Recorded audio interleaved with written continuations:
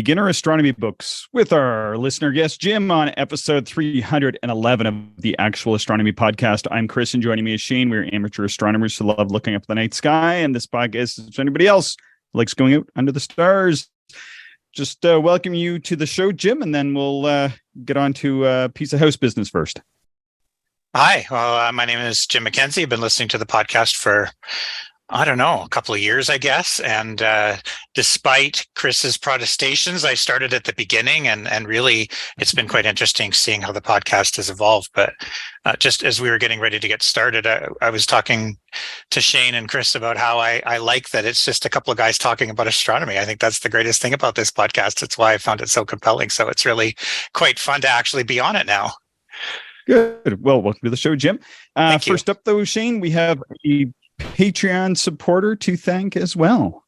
Yeah, big thanks to Rob, our newest Patreon supporter. Appreciate that support, and appreciate everybody else who's a Patreon supporter. I think we're over 60-ish now, and really, it's nice to know that some people support us that way and want to see the show keep going. So we really like it. Yeah, we certainly appreciate it very much. It allows us to do a variety of things like upgrade our equipment, plan some different types of shows. And one of the things we're able to do is actually receive other donations from listeners like Jim here, who donated a book to us called Deep Sky Wonders by Sue French back in the fall. And then shipping's pretty expensive. So through the Patreon donations, we're able to run a little campaign and ship that out to one of the winners. So thanks so much for that, Jim, when you made that donation. Appreciate it. Oh, there's no problem. I discovered I bought 2 copies of it. So that's probably something quite a few people listening can relate to. Be careful about what you buy. Yeah. And if you do end up with 2 books, we're happy to receive them and give them away somehow. That's great.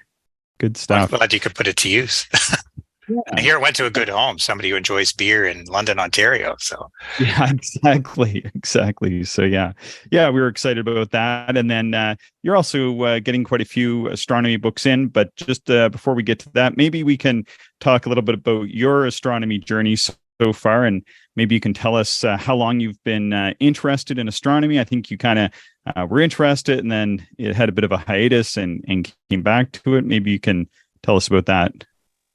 Yeah, it's I don't know how much you want to get into it, but the concise version of it is when I was a kid, which was, some time ago, I'm sad to report, I always thought the skies were quite interesting. And a friend of mine in high school discovered an old telescope in one of the storage rooms at our high school and managed to get permission from the science teacher to borrow it.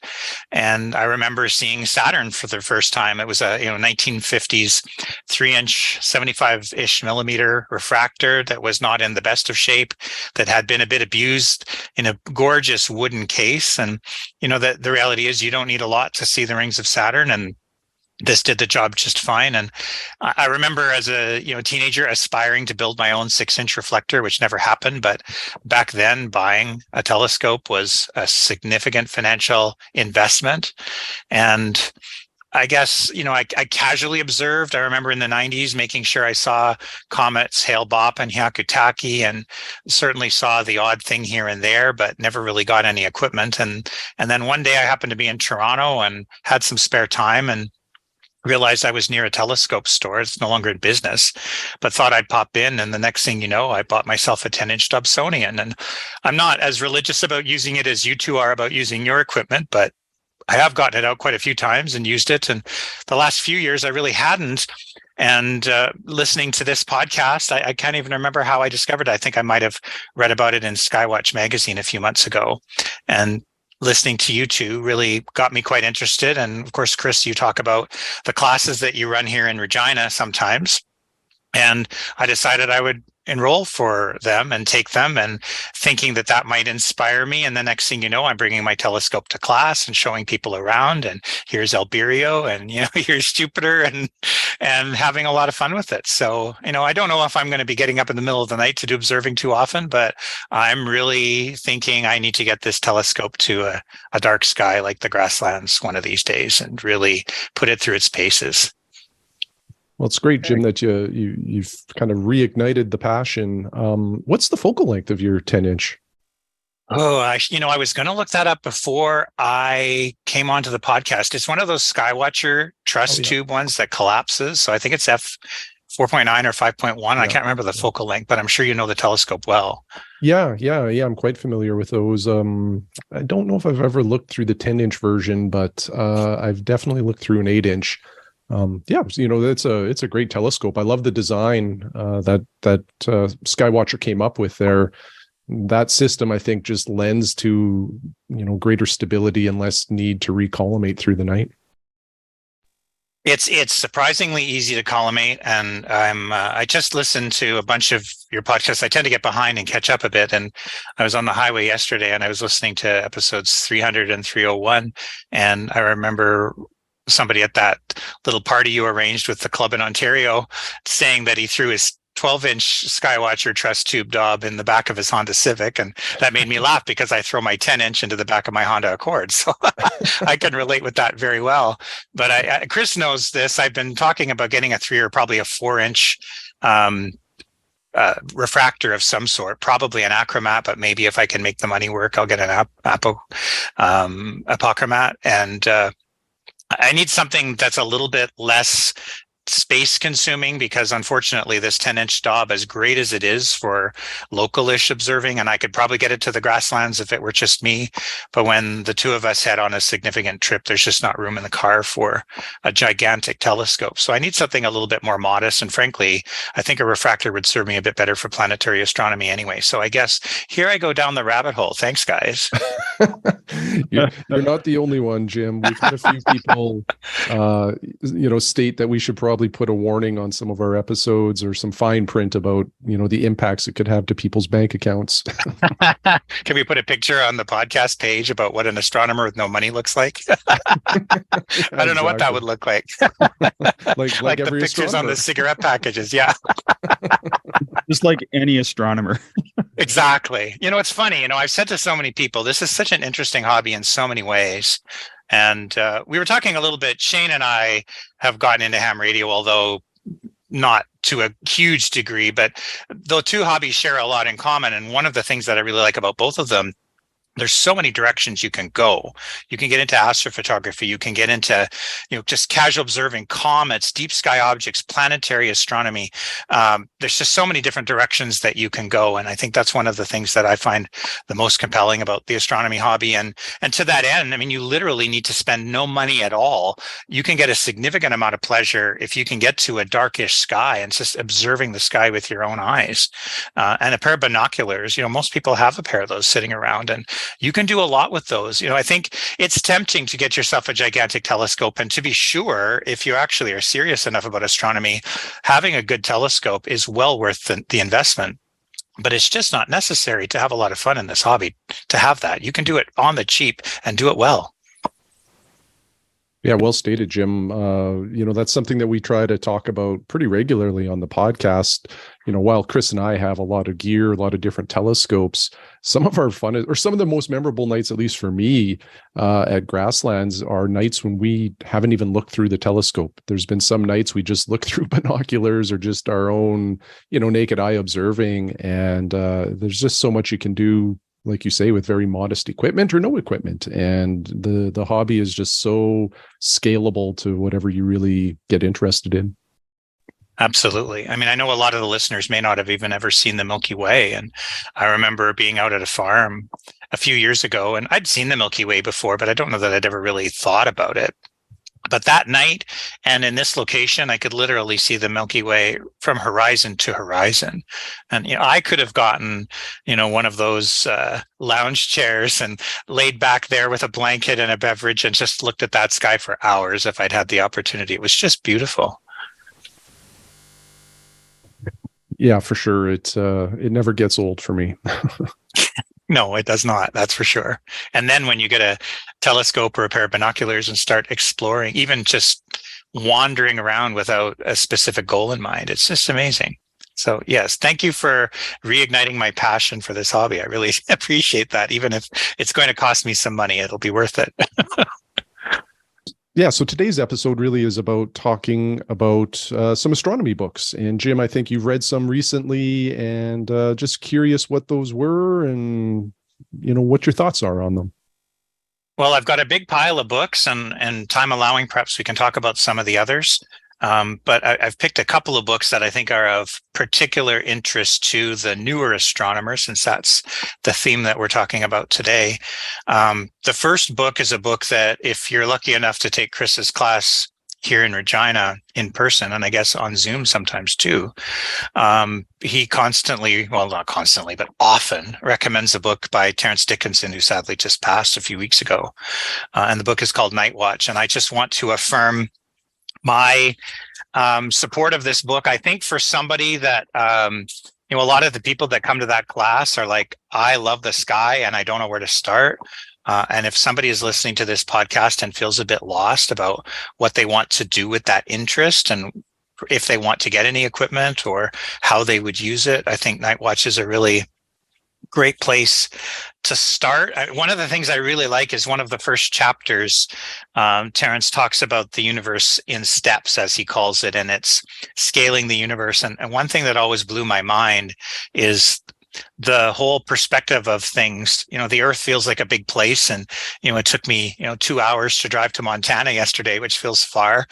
But then when you look at the size of the whole planet compared to the solar system, the planet is big, but then the solar system is so massive. We haven't even completely gotten spacecraft completely out of the solar system yet, despite how long we've been doing all of this science. And then when you think about the scale of the solar system within the galaxy and the scale of the galaxy within clusters of galaxies, it's kind of mind-blowing. And he does a really good job of explaining that. And then he starts to get into really simple things like how the sky works, how the constellation patterns move across the sky over the night and from season to season, which of course, if you don't know where things are and when you might see things, that can be very confusing. So I think that is very helpful. He's got some simple sky charts that are done by season and time. He talks about equipment where you want to get started, and as you two do, affirms the choice of binoculars as being a really good starting point, because of course so many of us have them, and you don't need a very expensive pair, because even a very lightweight and old pair will magnify the sky and let you see dimmer objects quite a lot better, and so even that will really open up a person's horizons. He talks about deep sky objects and has really good charts. And I love there's red print with really interesting information about them. But if you're outside with a red flashlight, so as not to spoil your night vision, all of that fluff information you don't need in the field is probably invisible. I think that's just awesome. Like, how well planned, Terence, how well planned. Planets, how to find them. My edition is a couple of editions old, so the information in mine about where the planets are is just obsolete. But of course, that's all available online. But if you buy a current edition, right in the book, it'll tell you for the next few years where to find the planets. And I hear there's a really good calendar that Chris helps to edit that'll tell you where planets are too. So that's not so bad to be getting information about anyway. Talks about the moon and the sun, eclipses, comets, meteors, aurora borealis or australis if you're in the southern hemisphere. He talks a bit about photography, which we don't talk about a lot on this podcast, but a lot of people are going to be interested in that. And really, you should go wherever this hobby carries you. And then there's a whole bunch of resources in the back about how to learn more.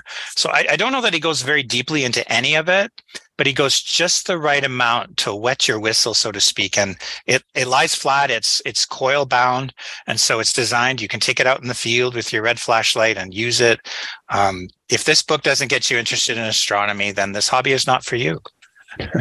Yeah, well said, Jim. It's a book that we talk about an awful lot and recommend. And I think one of the things we've maybe overlooked in our talking or discussing it is the fact that it is coil bound, and any astronomical reference that you use at the telescope, it is really nice if it is coil bound, so that you can basically fold the book in half and just make it a lot easier to hold and manage at the eyepiece.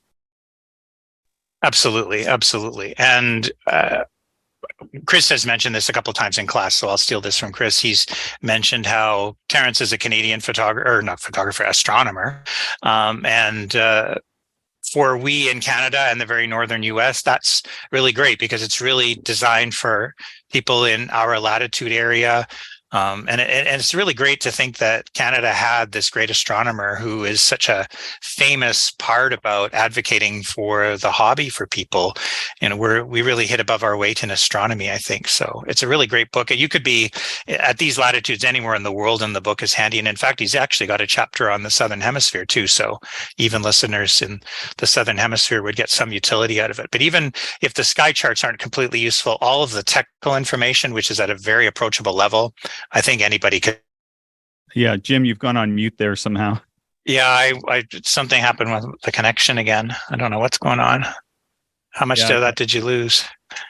All of it? Just not too much. About 30 seconds there. Yeah. But I'm sorry about that.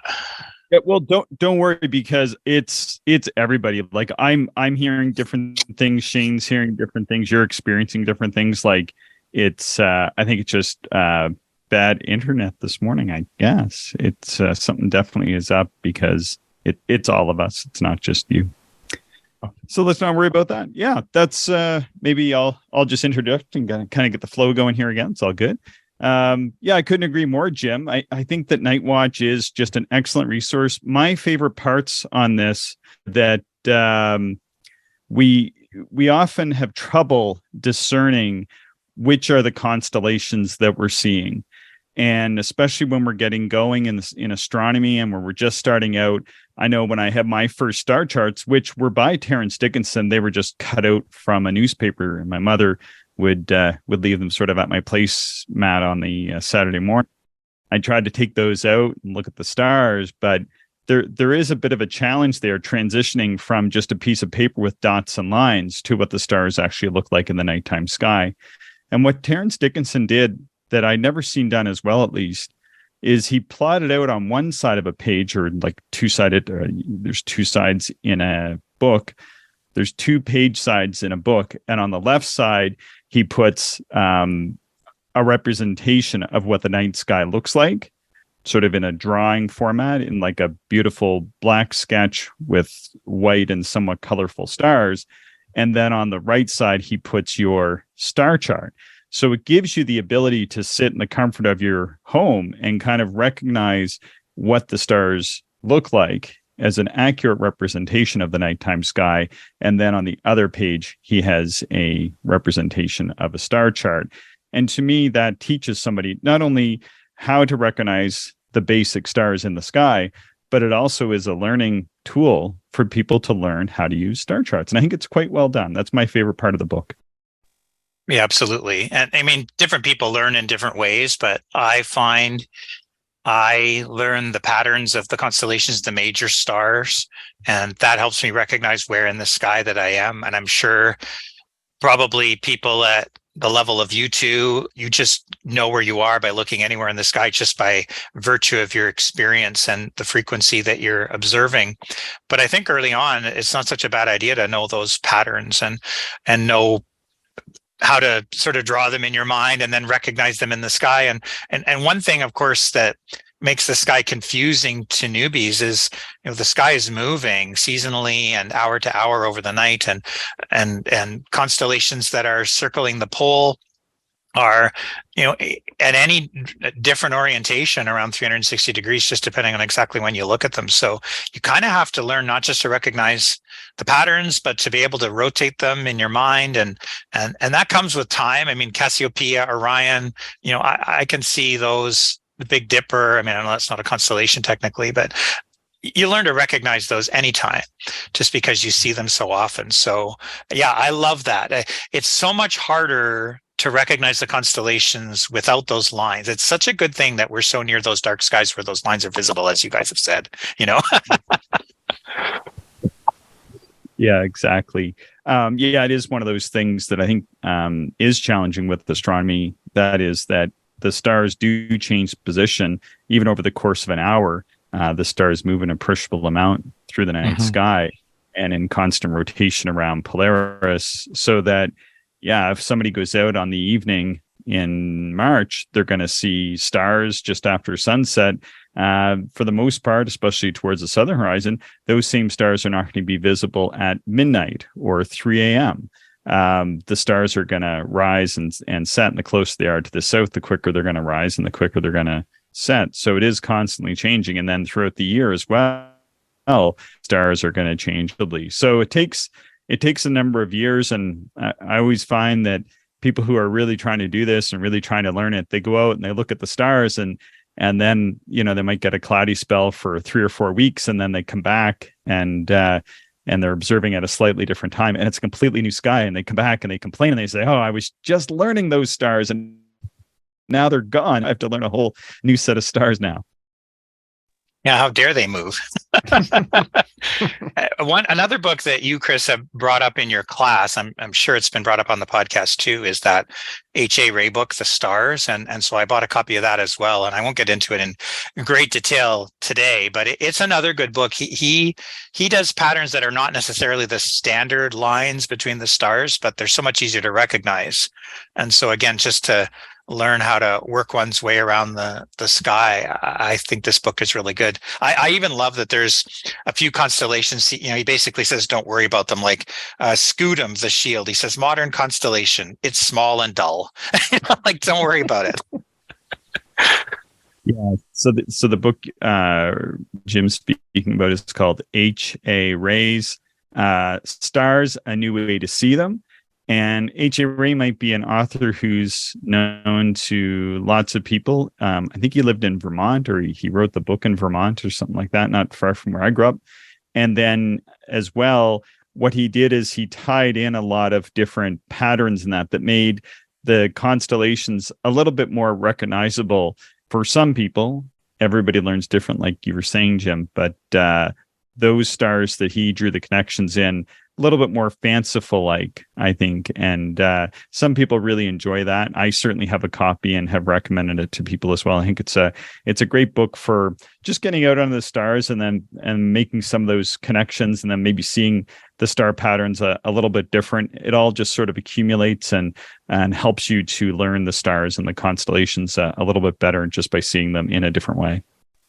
Absolutely. And the better that you know the constellations, the easier it is to know where in the sky you're looking, and the easier it is to start to find objects. And you start to recognize the patterns, then star hopping in a telescope or a pair of binoculars becomes easy. The level of enjoyment just increases exponentially as your comfort in the sky goes up.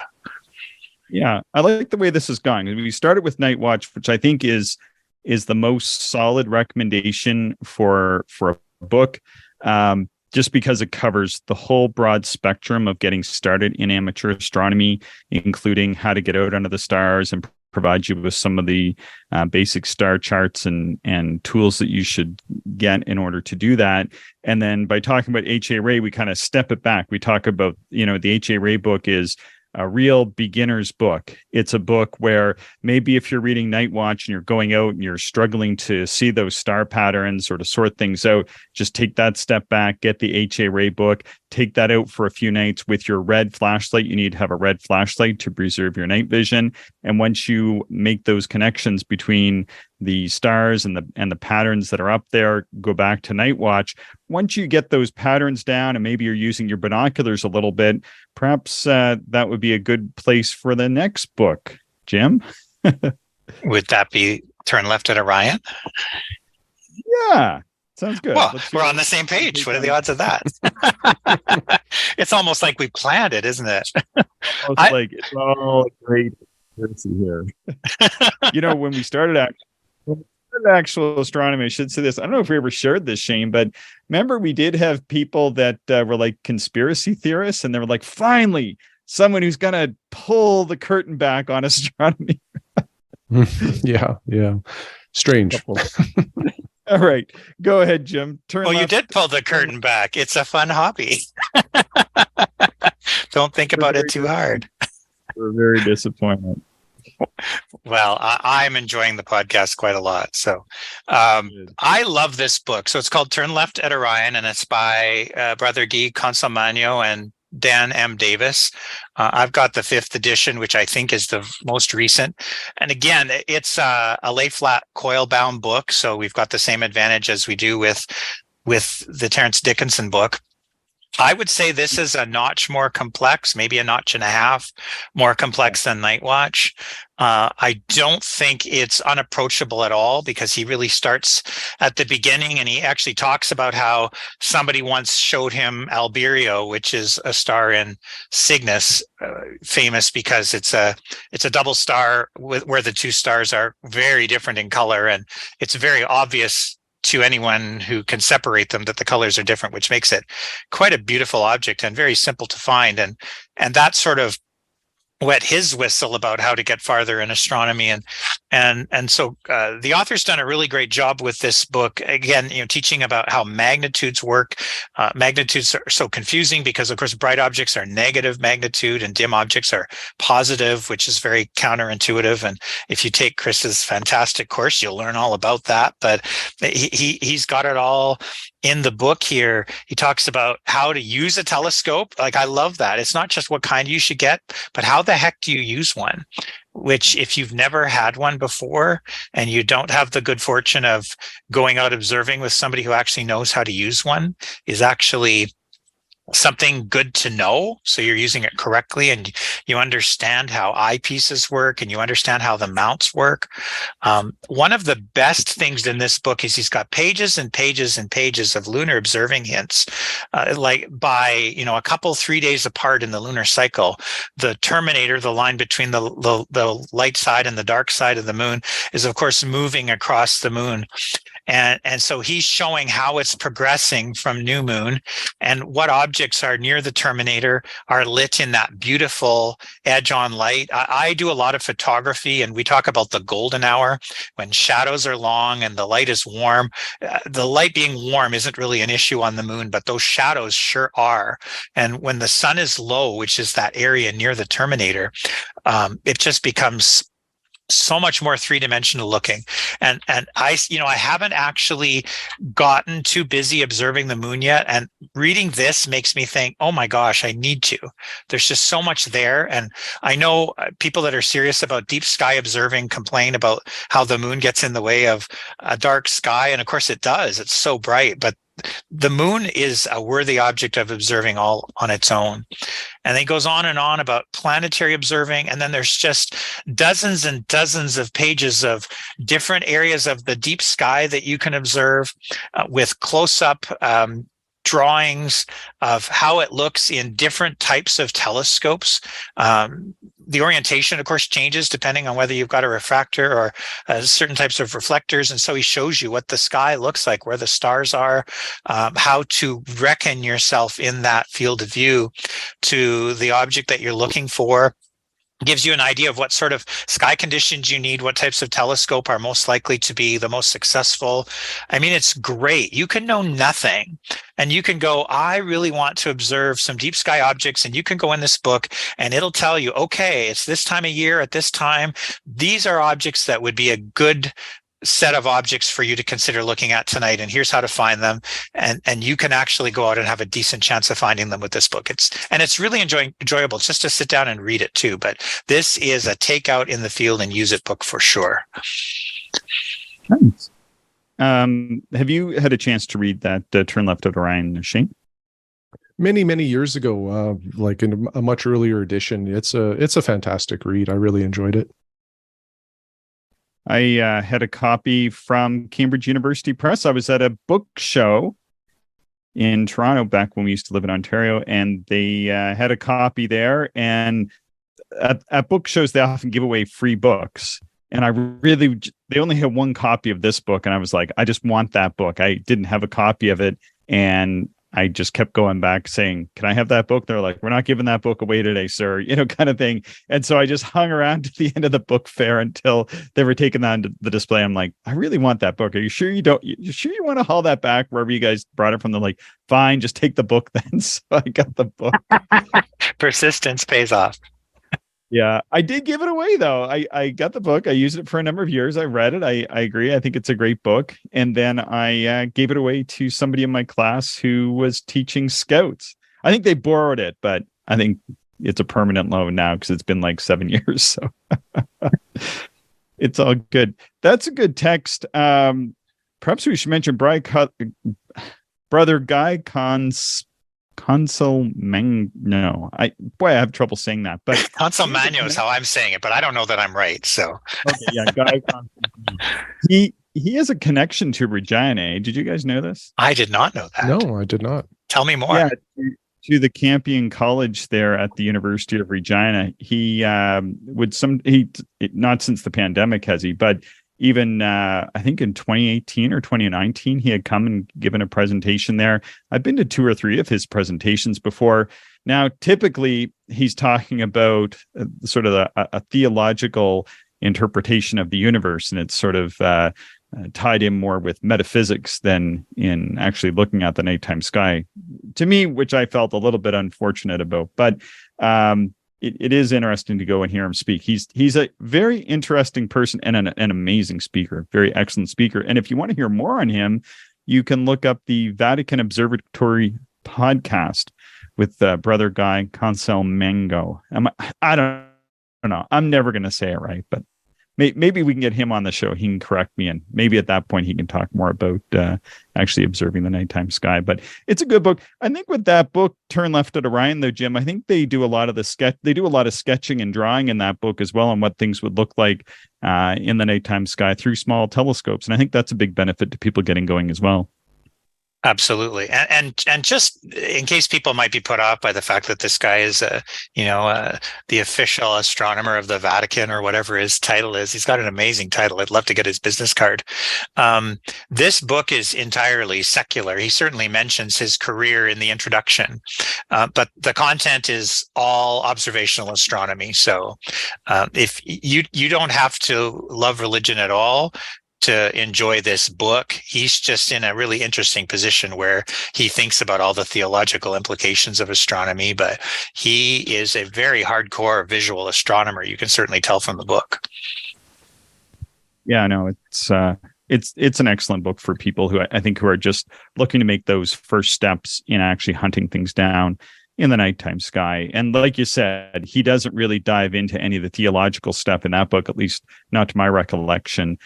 He has a variety of other books and his podcast, I think, where he gets into some of that stuff. But, very interesting person with a different perspective, right? We all have our own perspective on the nighttime sky, and it's interesting to hear other people and where they're coming from in all this. I certainly would have loved to visit the Vatican Observatory when I was there, but I didn't receive an invitation when I was in Italy for some reason. But you did see Galileo's telescope, so it wasn't a complete waste of time. Many telescopes. So let's see, anything else further on Turn Left at Orion before we maybe venture into some other books and texts? No, I mean, there's more to the book than I've said, and he certainly does do some teaching about how the sky changes from season to season. But I just love that it gives you a real sense of when the best times of the year are or time of night to be viewing certain objects, and how to find them, and how difficult it's going to be. And if you'd rather have a reflector or a refractor telescope, or if binoculars will do, it's just great. Once you get to a certain level, as you and Shane are, I think you're well aware of what's possible and what's practical and what objects are sensible to go after. But I think that can be really intimidating to the newcomer. And I think this is a hobby. I'm really good at overthinking stuff, and astronomy is a hobby that really invites overthinking.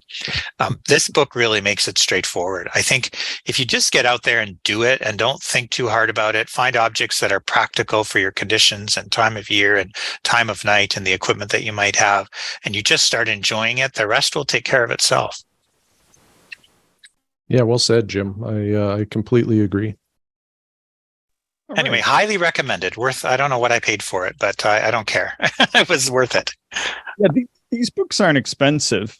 HA Rays, I think you can get for like $10 American. Night Watch is going to be around $25 American, $35 Canadian, and widely available used. I recommend getting a used copy. And then the only thing that the used copy won't have is the updated stars and planets. But if you want to know stars and planets, you can always pick up a copy of the RASC Observer's Calendar. And Turn Left at Orion, great place to get started. What would be next? Maybe we'll just hop to Shane. Shane, do you have any recommendations for another favorite book or anything like that might be a good next step for people who are getting going? One of my favorites, this is getting into more of like an observing guide, but it's the Observing Handbook and Catalog of Deep Sky Objects.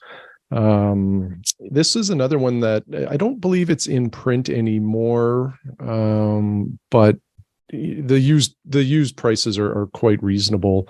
In fact, I'm just looking at one right now that's I think $13. But it's a wonderful book for getting into deep sky objects. And what I really like about it is they give descriptions of every object, but they often reference the aperture that they were observing it with.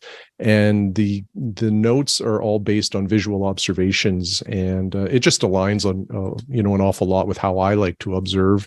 And because they give you the aperture, it gives you sort of some context as to what to expect when you are looking at some of these objects. So that one is one that is never too far from my fingertips.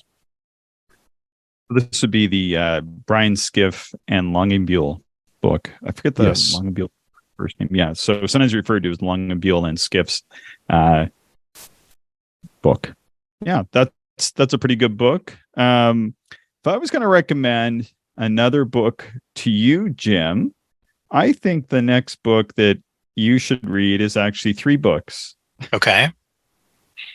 I don't know if you have this on your shelf yet, which is the Burnham's Celestial Handbook, which is a 3-volume set. I'm not sure if you've gone there yet. No, that's going to take some shelf space, though. It's worth it, is it? It will, but I have a copy that I won't lend you, not because I don't think I'll get it.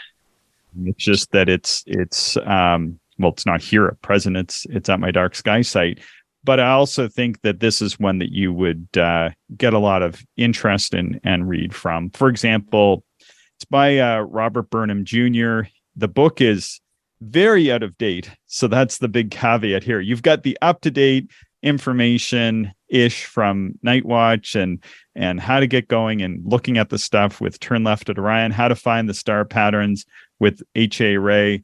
But then with the Burnham Celestial Handbook, you really get kind of the aesthetic, the meat of the nighttime sky and what it's like to go out under the nighttime sky and really start making some of those connections. And it's a mix of sort of poetry and history and philosophy and the nighttime sky. And it's just so beautifully written and well done. And of course, with amateur astronomy like we do, you don't necessarily need the most up-to-date information. If now we know that the Andromeda Galaxy is, I think it's either 2.35 million light years away or 2.41 or something like that. Well, back then, I think they just put 2.5 or something to that effect. And to us, it's nice to know those. It's fun.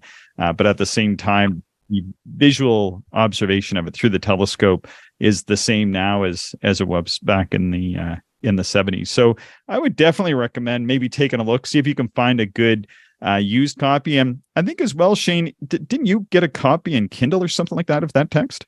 Yeah, I have both editions. I have the physical 3-volume set, and then I have a soft copy that's on my Kindle. And I quite enjoy it on the Kindle because when we go to grasslands, I have all 3 editions with me, and they're quite thick. They're not super portable for those types of trips. So it's nice to have it in such a portable format, and I use it quite a bit when I'm down there. I'm trying to see how much the Kindle edition is, but I can't locate it. But I'm seeing lots of paperback editions for $16 or $20 Canadian, that kind of thing. And then, I think that that's a good recommendation. Back to Jim. Jim, what else do you have on your bookshelf there that might be of interest to people who are in your more earlier stages of their astronomy journey? I just wanted to add one quick comment. That was a Kindle solution is pretty viable. If you get one of those Paperwhite Kindles, turn off the backlighting. You can read that with a red flashlight. So that's one of the few times when an electronic solution is not going to ruin your eyesight. Yeah, that's a great point. And just maybe quickly while we're on the topic of Kindles, I also have the Pocket Sky Atlas on my Kindle, and I do not recommend that on Kindle. It's far better on paper. It just doesn't translate very well over to the digital format. Yeah, the Kindle's display isn't all that big unless I think there was one version of the Kindle that had a big display, but even that I wouldn't think would be as good as a nice big book that you could flip through. Yeah. But as far as other books, I know Chris doesn't love this book quite as much as I do, and so we'll have a spirited debate, I'm sure. But I really like Dickinson and Dyer's Backyard Astronomer's Guide. I've heard some criticisms that it's a bit hardware heavy, and that certainly is not incorrect to view it that way.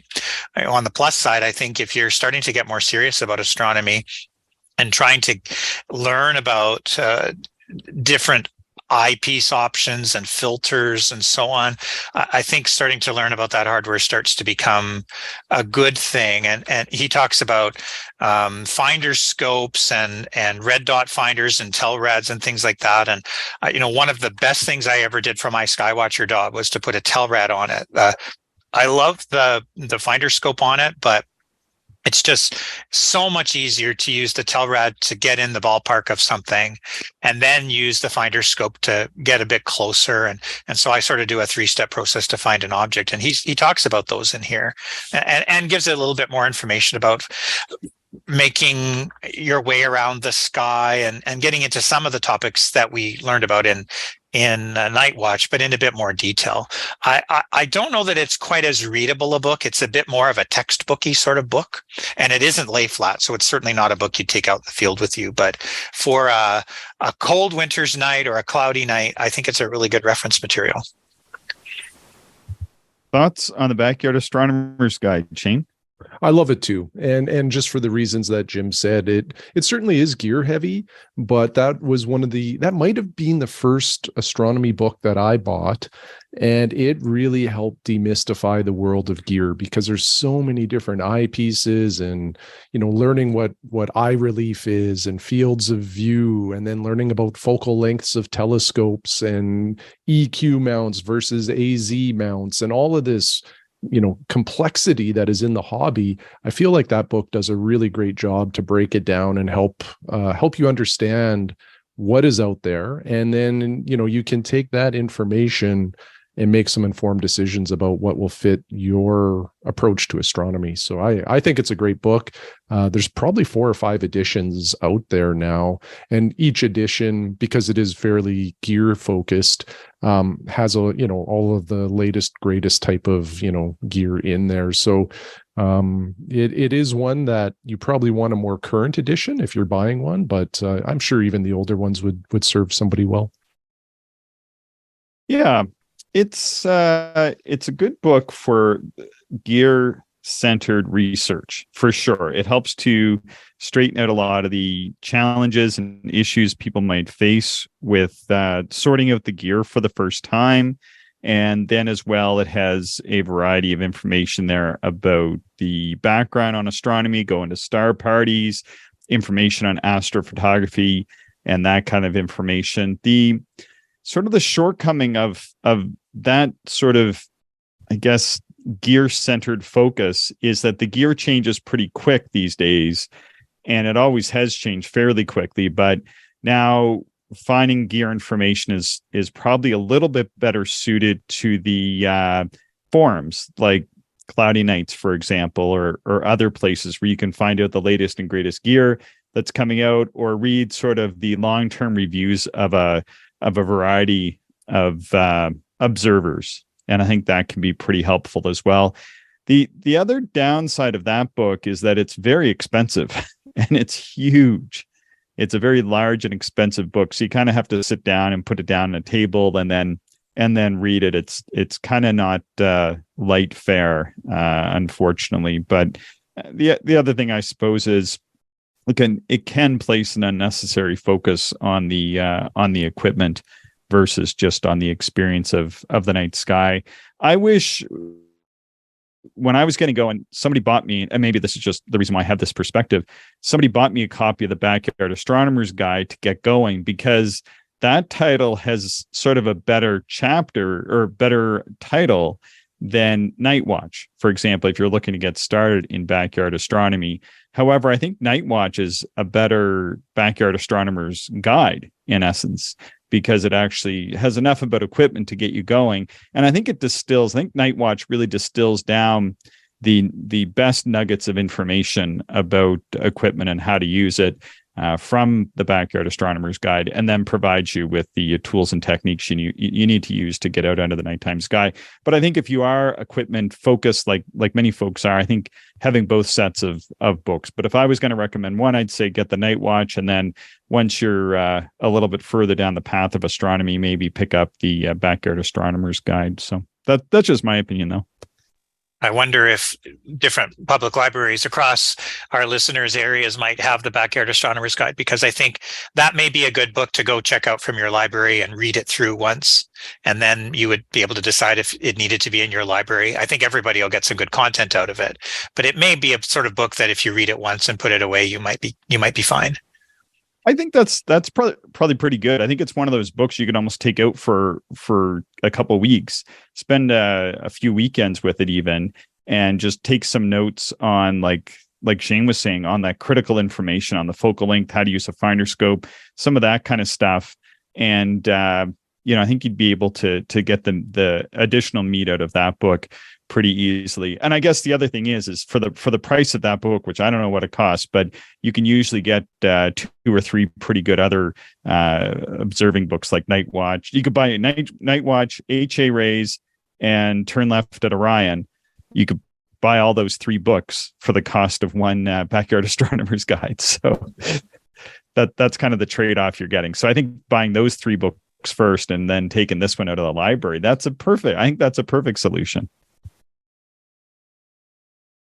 Where are we going to go next? What do you want to talk about next? I have a good next direction, since we just discussed how useful the Dickinson book is for hardware. Maybe this is a good time to bring up Sue French's book, Deep Sky Wonders, because it's the other direction. It barely touches hardware at all. It's all about deep sky objects. Yes, go for it. And so this is a book I bought twice, so it must be really good. I didn't know I was subsidizing the podcast when I bought it at the time, but I'm glad it got to a good home. Thank you for that. Well, you're very welcome. I love that. That's how I actually got involved in the classes, because I sent you an email and off we went, and I came to the classes, and now I use my telescope again. So really it was productive to buy a second copy as I reflect on it now. But this book is great because it talks about all sorts of different areas of the sky, different constellations, and different times of year. Like, that's probably the best thing. It's sorted by time of year, with evening and early to late evening observing in mind. And of course you can skew it for later in the night if you like, but it tells you different objects that are visible and which ones are going to be easier targets, which ones are going to be tougher. It's got tons and tons of gorgeous color photos, which I like reading text about things, but there's nothing like photos to really just give you a sense of what's possible with some of these objects. And of course the photos can see darker and more colorful things than we can with our eye. But I think it does a fair job of giving you a sense of what to expect if you were to try to observe some of these objects. And this book is a classic. It's been well regarded for a long time. Again, I don't remember what I paid for it, but it wasn't a ridiculous amount. I think it says on the back of mine that the price is $30 in Canada and the US. So this is one of those times when Sky and Telescope has decided to subsidize we poor Canadians. So thank you, Sue French.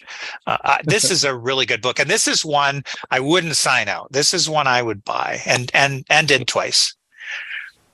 Yeah, we've had a number of listeners buy Sue French's Deep Sky Wonders as well. I think the strength of this book is it's like a really extreme version of Turn Left at Orion. Maybe is a good way to put it, where she guides you through a variety of tours of the nighttime sky, and you can actually see how to sort of deconstruct and run an observing session in a very technical way. It's sort of like the technical version maybe of the Backyard Astronomer's Guide, where you have all these constellations broken down into little sections, and she just walks you through all the star clusters, nebulae, galaxies, and what you can see through small to medium-sized backyard telescopes. It's a great backyard guide to learning how to run your own observing sessions. And she has a little bit on equipment there, like what filter she's using and some of the techniques that she's using as well. And she does a lot of sketching too, so those are included in the text as well. And you talk about it's technical, but it's not excessively technical. Like, I don't think anybody that's interested in deep sky objects should get worried about that. It's technical enough, but it's not on the overwhelming side. Very approachable. If I compare a book with it, would be to get another book of the same title, which is Deep Sky Wonders by Walter Scott Houston. And Walter Scott Houston wrote for Sky and Telescope magazine from, I think, like the 40s or 50s until his passing in the early 90s. And he did this column called Deep Sky Wonders, which is the column that Sue French took over on. And he basically creates a narrative of the amateur astronomy experience during all those decades, talks about the introduction of different devices and techniques, and includes a lot of amateur astronomy observations inside that text. The text is actually put together by Stephen James O'Meara, who has a lot of astronomy text. So I think both Sue French's Deep Sky Wonders as well as Walter Scott Houston's Deep Sky Wonders make a great pairing. There's no charts really to speak of in Walter Scott Houston's book. It's just a narrative. So it's a book that you can sort of read before you go to bed at night. It's not a book you're going to have at the telescope, really, but it does have a lot of interesting targets in there and a very narrative storytelling style on how the astronomical experience in the amateur community has come about during the latter half of the 20th century, 21st century. All right. Let's see. Shane, any other books that you might recommend before we start to conclude this episode? No, I don't think I'll add anything to the list. This has been a really good discussion. We've covered a whole bunch of different titles. And, I think anybody would be well served with these in their library. All right. Any other books or advice that you might want to pass along to people, Jim, before we conclude? Well, one other book I'll just throw in, and maybe we want to talk about it, or you two want to talk about it on the podcast at some point, is Stephen James O'Meara's book, The Messier Objects. I've got the second edition, and it's by Cambridge Press, their Deep Sky Companion series, and I'd actually like to get some of the other books in the series.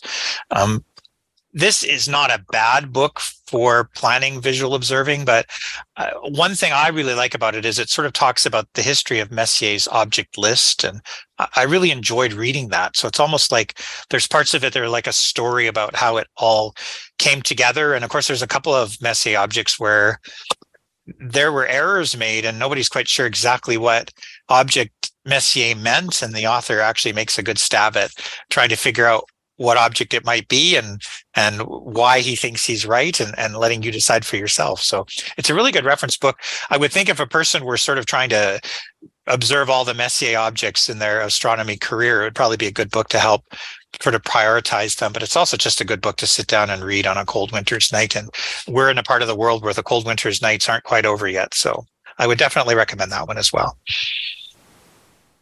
And really quick, maybe before we go, I'll read this email really quick from listener Jim C. Not the Jim we're speaking to today, but Jim C. writes, "Hi, Chris and Shane. Thanks for the podcast on the Northern Stars with Dave Chapman. He did another great job. And thanks, Chris, for your mention of the role of Henrietta Leavitt and her work discovering the period luminosity relationship for Cepheid variables. That reminded me of this book from a couple of years ago that documents the work of the women computers who contributed so much to our understanding of cosmology. And that book is called The Glass Universe by Deva Sobel. And he says, please pass along my thanks to Dave for his interesting and engaging presentation, and also find attached an image of M51 taken with 8 hours exposure through my 8-inch Meade ACF Schmidt-Cassegrain telescope. I await the podcast that delves into the most interesting galaxy, which is M51. Thanks again for your good work at a time when clouds and winter weather have made observing and imaging quite difficult." Thanks so much for that, Jim Z.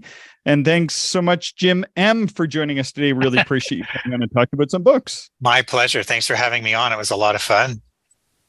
Anything to add, Shane, before we wrap? Yeah, just thanks, Jim. Really appreciated the conversation. This was awesome. Yeah, it was, and Shane and I figured out that we knew each other from before, so I didn't even know that. So it's fun. There's so many weird little connections in the world. It's fun. It's fun to discover them. So Absolutely. nice to see you again, Shane. Yeah, likewise. Good stuff. Well, thanks to you both, and thanks everybody for listening. If you want to support the show, there are two main ways to do this. We are on Patreon for financial support, and we also appreciate your support by sharing our podcast within your own astronomical community. We always enjoy your observations, questions, and sketches, images, whatever you wish to send us. Please email us at actualastronomy@gmail.com. Thank you, everyone, for listening, and we hope you enjoyed the show. If you are interested in more information, would like to contact us, or if you would like to support the podcast, check out our website, actualastronomy.com.